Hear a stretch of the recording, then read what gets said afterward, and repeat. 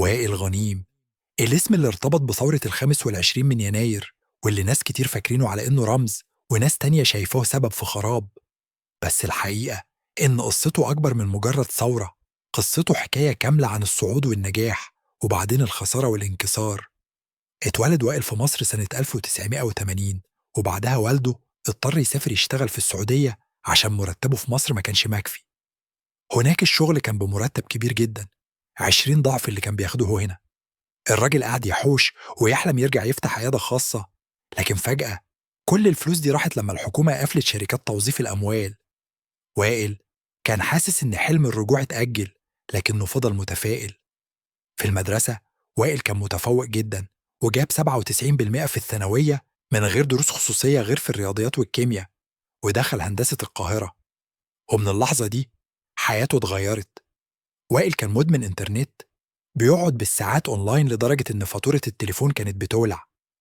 أبوه في مرة خباه الكمبيوتر منه، بس وائل ما استسلمش. اشتغل شغلانتين عشان يدفع الفاتورة بنفسه، محل ألعاب كمبيوتر ومطور مواقع. ومن هنا ابتدى يبني اسمه على النت، وعمل موقع طريق الإسلام اللي بقى من أكبر المواقع الإسلامية وقتها بالعربي والإنجليزي. في الوقت ده اتعرف على بنت أمريكية أسلمت واتجوزها من غير ما يقول لأهله. والدته قطعته شهور بسبب القرار ده. ومع أحداث 11 من سبتمبر بقى صعب جدا يعيش في أمريكا، فاضطر يرجع مصر. خلف بنته إسراء في 2003 وتخرج من كلية الهندسة 2004. وبسبب عبقريته اشتغل في جوجل وهو لسه تحت 28 سنة، ووصل يبقى مدير تسويق إقليمي. نجاح خارق لأي شاب في سنه. وائل ما كانش سياسي، بالعكس، في فترة من الفترات كان شايف إن جمال مبارك هو أمل مصر. بس سنة 2010 عمل صفحة سرية على فيسبوك لدعم البرادعي، وبعدها عمل صفحة كلنا خالد سعيد. الصفحة دي قلبت مصر، وكانت الشرارة اللي أشعلت ثورة ال25 من يناير. وائل اتقبض عليه وقتها 11 يوما، ولما خرج بقى رمز.